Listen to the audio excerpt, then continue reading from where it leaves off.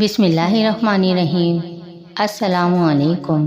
یوم عرفہ کے روزے کی فضیلت۔ حضرت ابو قتادہ رضی اللہ تعالی عنہ سے روایت ہے کہ نبی صلی اللہ علیہ وآلہ وسلم نے فرمایا، مجھے اللہ تعالیٰ کی ذات سے امید ہے کہ وہ یوم عرفہ کے روزے رکھنے کی صورت میں گزشتہ سال اور اگلے سال کے گناہ بخش دے گا۔ حضرت ابراہیم علیہ السلام کو 8 ذی الحج کی رات خواب میں نظر آیا کہ وہ اپنے بیٹے کو ذبح کر رہے ہیں، تو ان کو اس خواب کے اللہ تعالیٰ کی طرف سے ہونے یا نہ ہونے میں کچھ تردد ہوا۔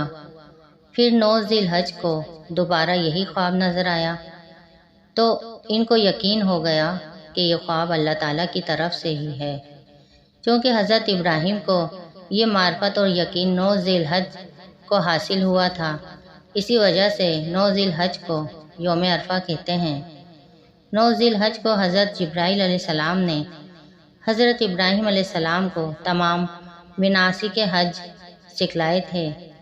مناسک حج کی معرفت کی مناسبت سے 9 ذی الحجہ کو یوم عرفہ کہتے ہیں۔ ناظرین، ہمارے چینل پر اسلامی وظائف اور اسلامی واقعات کی ویڈیوز اپلوڈ ہوتی ہیں۔ ان ویڈیو کو دیکھنے کے لیے ہمارے چینل کو سبسکرائب کیجیے اور نوٹیفیکیشن بیل کو آن کر دیجیے تاکہ آنے والی ویڈیوز آپ کو ملتی رہیں۔ شکریہ۔